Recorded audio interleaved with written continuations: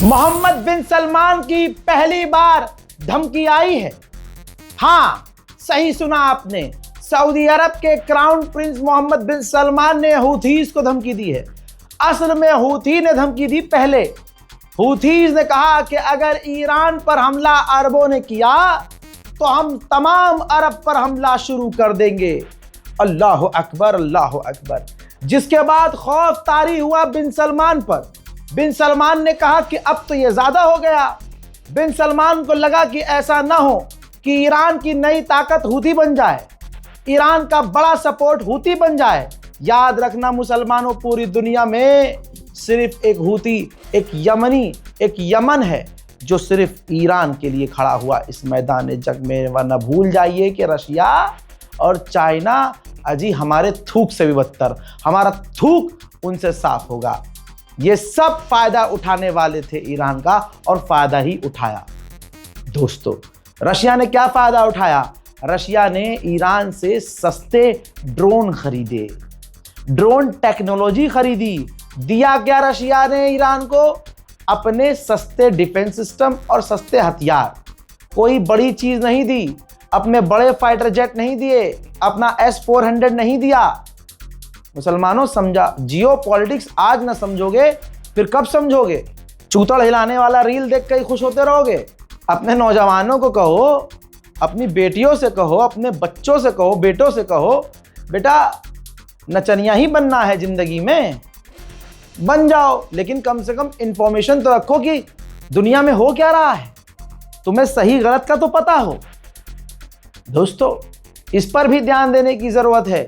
जिनको आप फॉलो करते हैं, अरे यार मुसलमान क्रिएटर है, ये फलाना दरबार है, ये आवेश दरबार है, यजीद का दरबार है, जन्नत जुबैर है, जहन्नम जुबैर है।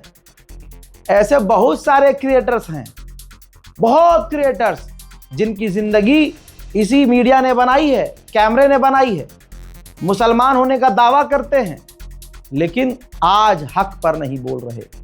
यहां तो गवर्नमेंट के अगेंस्ट नहीं बोलना ना, तुम्हें डर था कि गवर्नमेंट के अगेंस्ट बोलोगे तो वाट लग जाएगी। यहां तो गवर्नमेंट का इन्वॉल्वमेंट ही नहीं है, जियो पॉलिटिक्स की बात है, ईरान इजराइल की बात है। अगर तुम इजराइल के खिलाफ नहीं बोल रहे और चुप बैठे हो और ईरान के सपोर्ट में भी नहीं बोल रहे तो तुम तो दोगले हो, तुम्हारा पक्ष ही क्लियर नहीं है। लेकिन मुसलमान कौम ऐसे लोगों, मैं ये नहीं कह रहा आप मुझे फॉलो करो, लानत है ऐसे लोगों पर जो ऐसे अगर लोगों के फैंस हैं भाई तो मुझे अनफॉलो कर दो। हाँ, और सलाम है मुनव्वर फारूकी को कि उस बंदे ने इतना ऊंचा मकाम हासिल करके भी ईरान का सपोर्ट किया है अपने मीडिया से, अपने इंस्टाग्राम से। वरना ये छपरियों को जिनके 10-10 मिलियन फॉलोअर्स हैं, इनका दीन और दुनिया आखिरत सब यही है। इंस्टाग्राम अगर चला गया तो क्या होगा?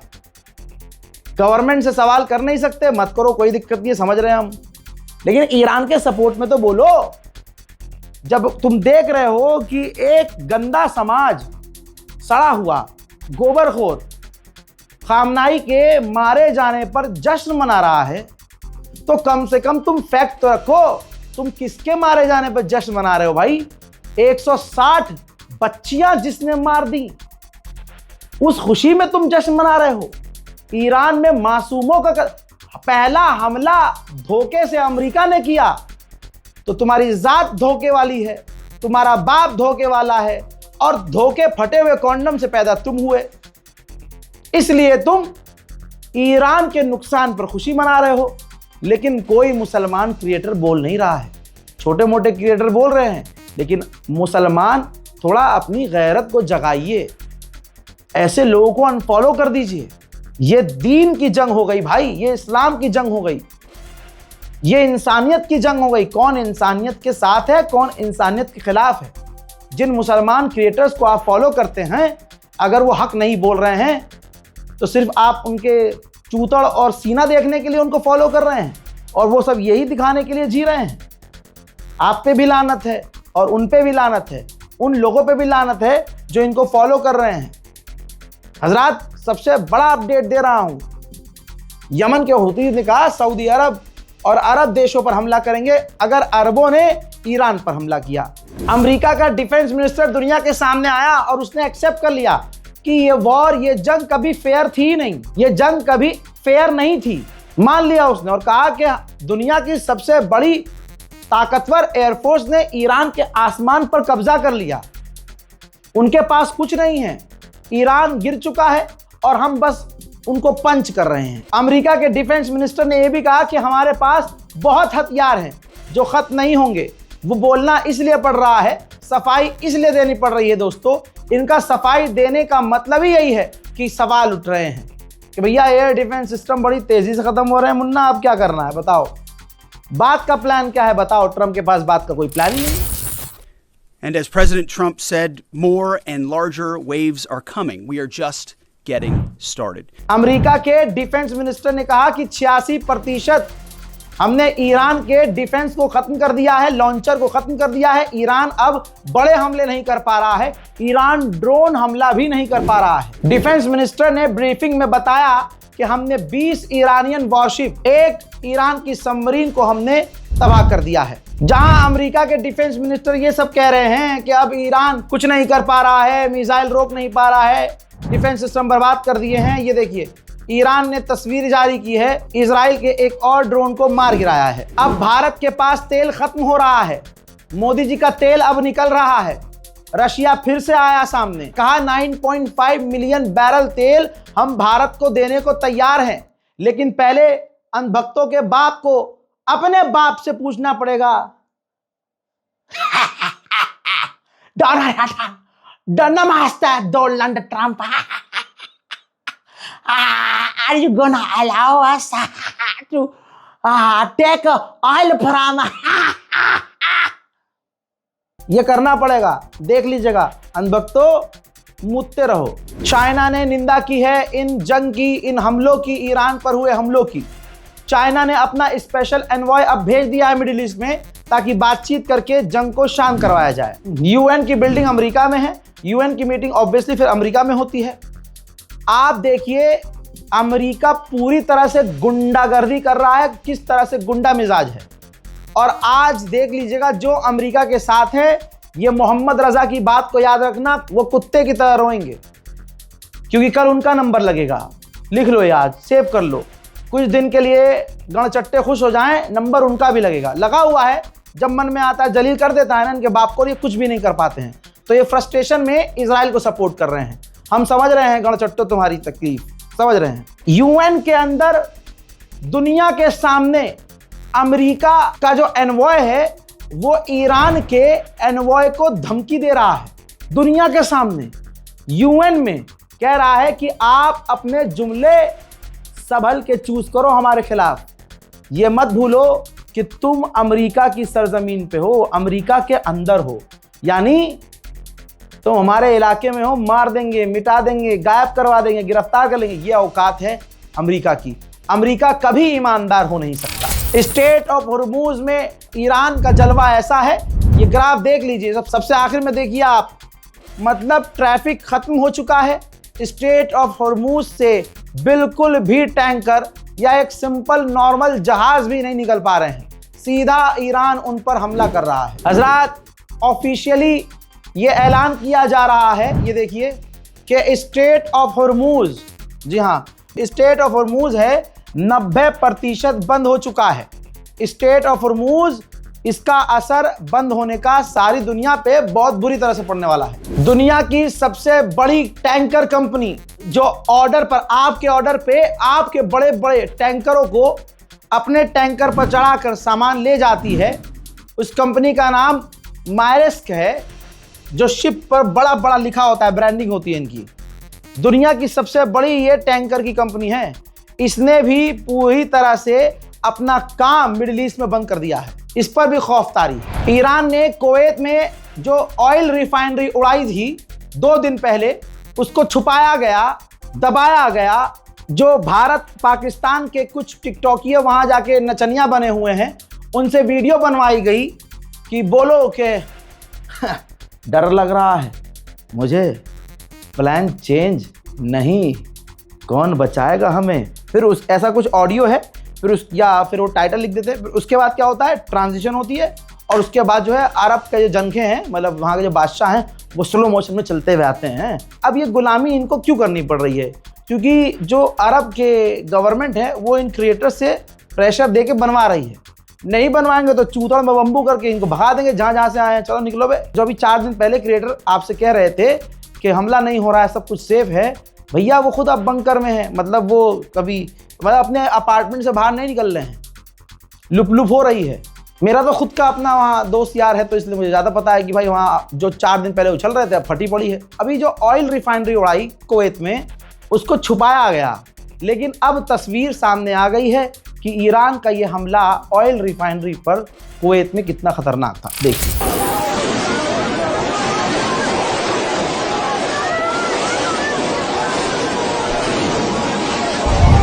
मेरे दोस्तों, लेबनान की गवर्नमेंट अमेरिका चलाती है, आपको अच्छे से मालूम है।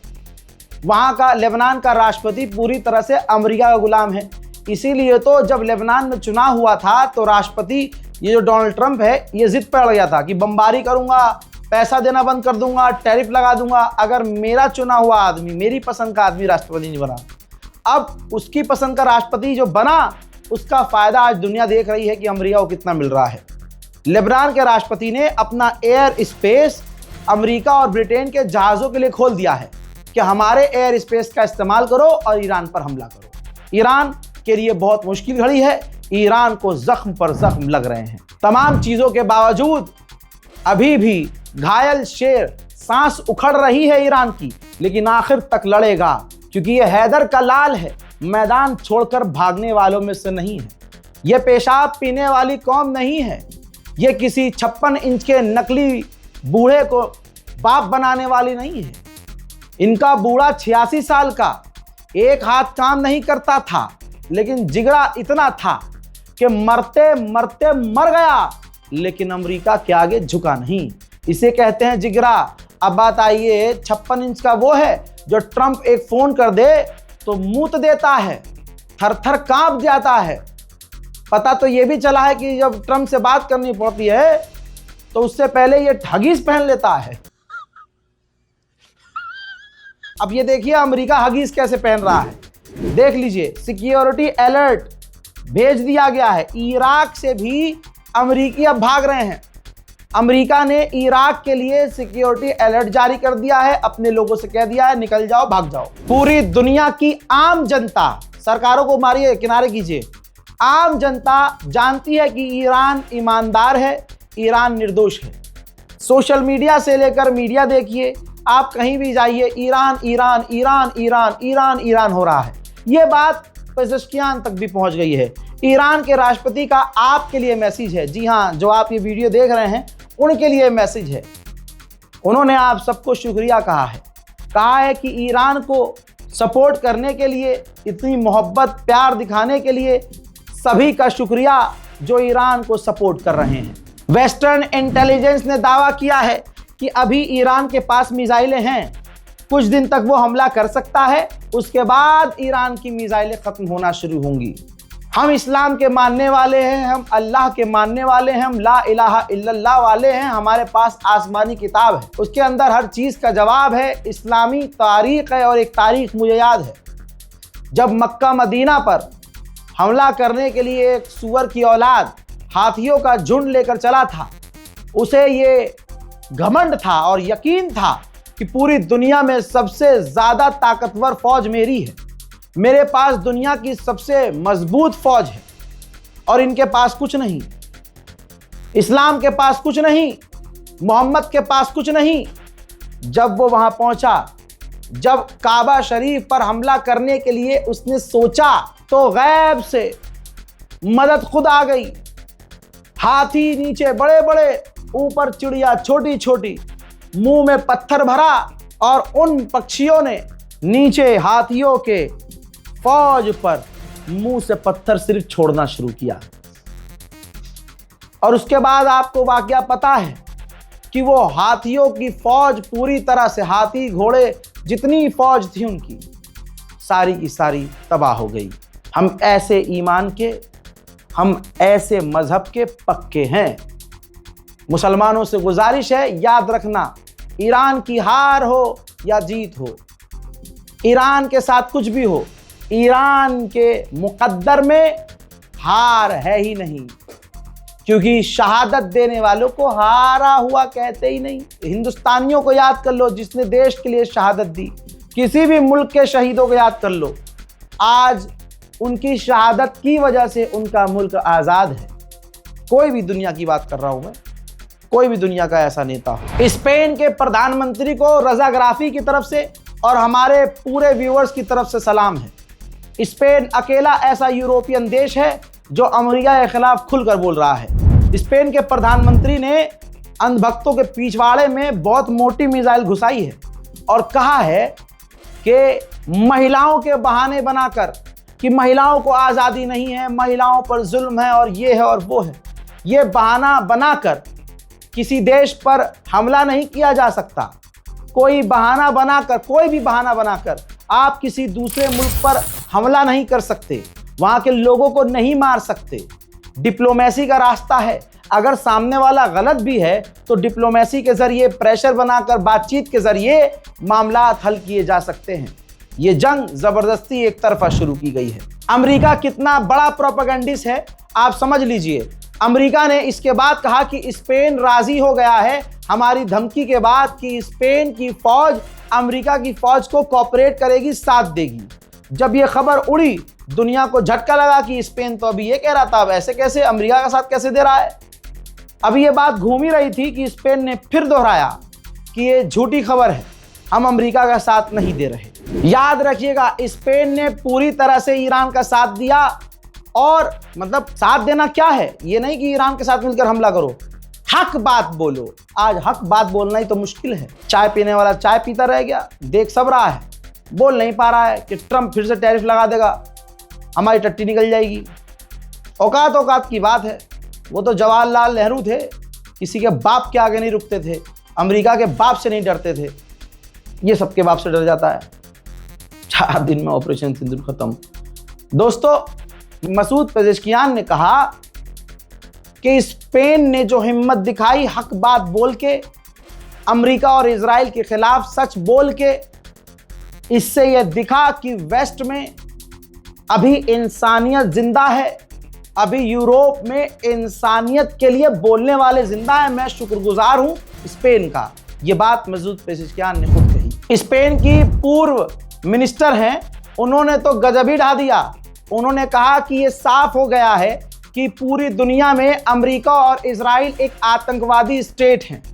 ये आम लोगों को मारते हैं जबरदस्ती की। अरे भैया, बारात की तैयारी करो बे।